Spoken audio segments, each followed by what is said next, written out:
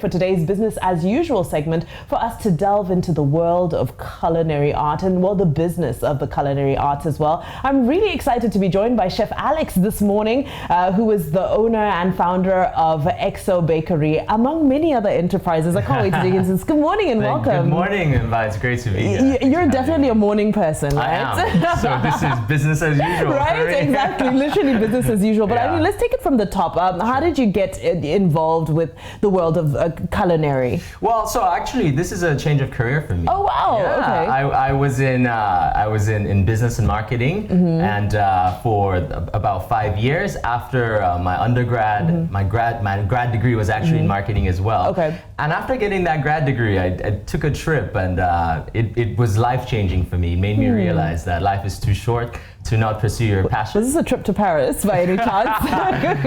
No, it wasn't. Right. Actually, ironically, it was a trip to Israel. Oh, interesting. Okay. Yes, yeah. But it was actually doing work with refugees that made me realize that life is so transitory, and it's important to live in the moment and to really enjoy what you do. So I quit everything. I went to culinary school in Vancouver in Canada. Wow. Trained in both the culinary and the pastry arts, and here I am today. Incredible. Are you originally Nigerian though? Yes, yeah, I am. Okay. I was born in Ibadan. So my mom is foreign, but I am Nigerian. You're Nigerian. Yeah. We claim the African in you. Yeah. So, you know, I mean, after studying, especially like on a global platform where you're exposed to so many opportunities all around the world, what was the pull factor that drew you back home? Fantastic question. I get asked this question quite often. I think I moved back in 2015. It was a very sexy time to be a chef in Nigeria. Oh, really? Yes, I remember. I remember that time. So it was new. We were getting the likes of Chef Franks, Chef Farah, Chef Tian, Chef Stone. All these people really were getting a lot of light shed on our industry, and so attention was being paid to us. And I thought, oh, that's a great wave. Why don't I go catch it? So that was the initial. And then I've always wanted to have a little neighborhood bakery. Okay. At that time, we didn't have anything like that did artisan or boutique items. Yeah. And it just kind of fit. No, I totally get it, because I moved to Nigeria about 2014, 2015, and I remember at that time the struggle was being able to get a good pastry. Like you just couldn't. But we've come a long way since then. Absolutely. And you decided to focus on the bakery as opposed to shall I say catering towards a broader market, right? Events and so forth. What guided that decision? It's also a great question. I don't know. I think I'm a sucker for punishment. Because everybody knows at the end of the day, the real money is in events, right? The events industry is massive. Yes. We have documentaries about our wedding industry, and it's massive. Yeah. So in the future, I do plan to, maybe tap into that market. But this is a passion project. As I said before, I went into the culinary and pastry arts as a passion. I've always wanted to have a small neighborhood bakery. It's just a thing I just wanted to get out of my system. That's so humble. You talk about this beautiful location in the heart of Victoria Island, and you call it the small neighborhood bakery. Let's talk about XO Bakery and the journey to actually establishing it.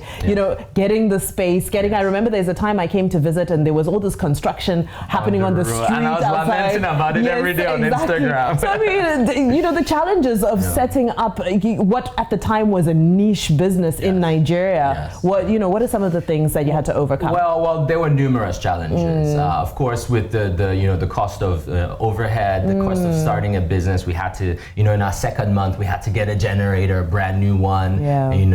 We had to, deal with the street construction, which the street was closed for 5 months. I remember. So it was tough. It was really, really difficult. And even just getting off the ground. So getting the business from a home business, because I started this just baking out of my, slanging cakes out of my house. Love it. So we started there, and we finally found a space, partnered with someone who believed in us. And so yes, it was quite difficult. I think more than anything else would be the initial cost of starting a small business, which is much higher than most other places. Certainly much higher than it would have been in Canada, for example. Certainly. I mean, you wouldn't be buying a generator in Canada.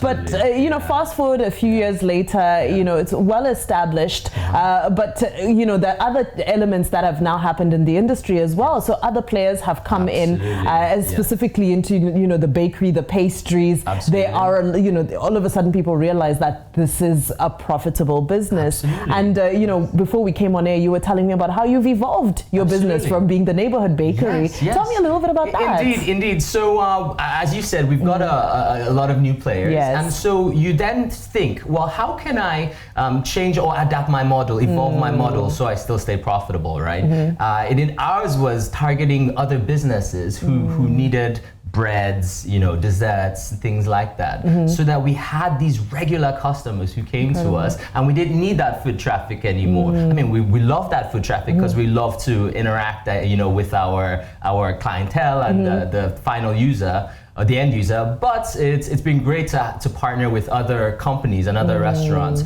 to supply them. And you know that even if you don't have footfall, you're still gonna be fine. So. You're still gonna be fine. And what does the plan for that look like? Where do we go from? I know with that you can never satisfy the market for that. There's so many businesses who need your services. Is it to grow that market share, or are you looking to Well, I mean, it's just scaling up, right? We've already, the beautiful thing about setting up a business, whether it's a small bakery, is we've got decent amount of capacity. So it's obviously, adding more shifts, right? Adding an overnight shift, because as you said, there is a market for what we do. So it's really just, being very, very present as a brand. Yes. And really getting your name out there, hitting the streets, hitting the pavements, going to, elevator pitches, right? And, Lagos is a perfect place to do that because we've got a lot of events. Yes. And as long as you put yourself out there, you meet so many people who are movers and shakers and even upcoming dynamic people, and you get to then, sell them what you do. And I've been lucky. We've had more people that not believe in us. Yes. So it's been great. And your brand sells itself because the quality is absolutely out of this world. With scaling up, how were you able to maintain, the quality that some of us, your loyal customers, we're cheating with healthy food, but some of us, your loyal customers, we're used to a certain quality from you, and it's normal, especially in this environment, that some of the challenges of scaling up include no longer being able to, consistently provide a certain quality. So how do you, put those checks and balances in place? It's such a sensitive industry as well. It is. I always say systems, right? Creating systems that work, or creating a system that works without you. In Nigeria, it's a lot harder than many other places I've been. Because, we all hear these anecdotal stories of, if you are a business owner in Nigeria, you have to be present. You can't leave your business for more than 2 weeks, otherwise they'll burn it. It's true. You come back and be like, it's not there anymore. But no, it's about having a good team and putting in place good systems that work and being present more than anything else. A lot of business owners start businesses and maybe they become disenchanted by a lot of the stress that we deal with on a daily basis here, and it can be a bit off-putting. But I think the important thing is being present, sticking to your business plan, and also just adapting that business plan if it's not working as as expected. Exactly. But with scaling up, when you start the business, I think it's always important to consider the capacity, because that future you do need something to fuel your growth and your development. So you've got to have that capacity. You don't want to be 2 years in and then you're like, I have to get a brand new kitchen. Exactly. I've got to get all these things, and then you may be you may suffer for that. Right. Yeah. And what about training? I could imagine that you do a fair amount of that. Absolutely. So in fact, when I moved to Nigeria, I started off training at a culinary academy. Exactly. So it's one of my passions. I love to train. I love to teach. I love to do classes. I think the issue we deal with here is the pool of skilled labor in the baking and pastry arts, or even in the culinary arts, is quite limited. However, it's been really interesting to see that change, that transition since 2015 when I moved here to now.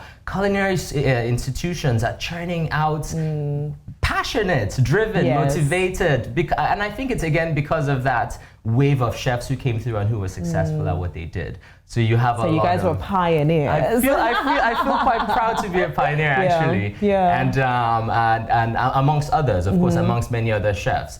And you know, we now have a group of young people who are very passionate about food and don't just see it as glitz and glam.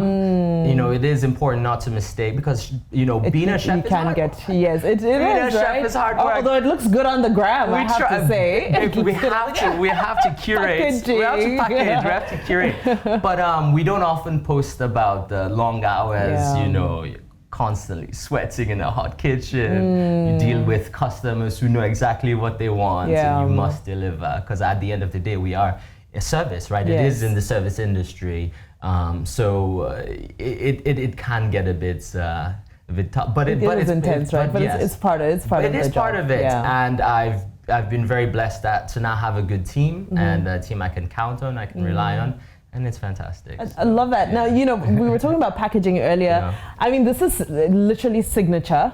I have to say, you see this, go ahead, feel my six-pack. You know, it literally, I think this is what first drew me to your brand. I saw somebody posted the box and I loved, you know, what it said. And then, you know, when I came through. Okay, so tell us a little bit about your... Oh, this is stuff I should not be looking at. Okay, so what is your trademark? Because I find that the donuts are very popular. Is that your sort of your signature? You know, we didn't intend for it to be the signature thing, but for some reason, I mean, it is a good donut. Goodness me. And you know, the aroma, beautiful aroma just hit me. I love our donuts. It's an adapted. It actually took a while to get to this point with the recipe. It wasn't always as fluffy, and you know, had to change a few things. Gosh, you're making me hungry just talking about it. However, I think the donuts, the balance, it's just not very sweet, and I think people like that. People are more conscious about, you know, their consumption of sugar. And it is a difficult thing because we are, you know, a bakery. Of course, and at the end of the day, people make that association, you know, between, you know, sugary foods and a bakery. So I think it is it's quite refreshing to people to try one of our donuts and like, oh my God, it's not that sweet. It's actually, you know, I don't feel as guilty. I feel like next time we have a conversation, I need to ask you about how you stay this trim when you're around this all day, every day. But this has been incredible. I know that the handle to follow is at XO Bakery. And you're very active on social media. Are you able to attract a lot of business as well via social media? So actually I use social media, and before I actually went into the culinary arts, my master's was in social media marketing. My thesis, my dissertation was. Incredible. So I love to use new media and social media as a tool to market. If you notice, the bakery we don't do any above the line. It's actually just a lot of social media, new media, viral, word of mouth, which I believe you get a lot more loyal followers with. True, very true. So it's more quality over quantity, isn't it? I love it. I love it. This has been incredible, Chef Alex. We're definitely going to look you up at XO Bakery. Yes. And you know what? I'm also excited about the future. You're doing great stuff now, but the future when hopefully I will attend, you know, one of the big premieres in Lagos and find that all of the wonderful pastries have been done by Chef Alex. Looking forward to that too. We're coming down to it, right? Let's just put it. Let's put it into out there. Exactly. Let's manifest that. Exactly. Thank you so much for starting your day with us this morning. And I sure do hope that the Lagos chooses to start their day with some goodness from XO Bakery. Thank you. Thank you. All right.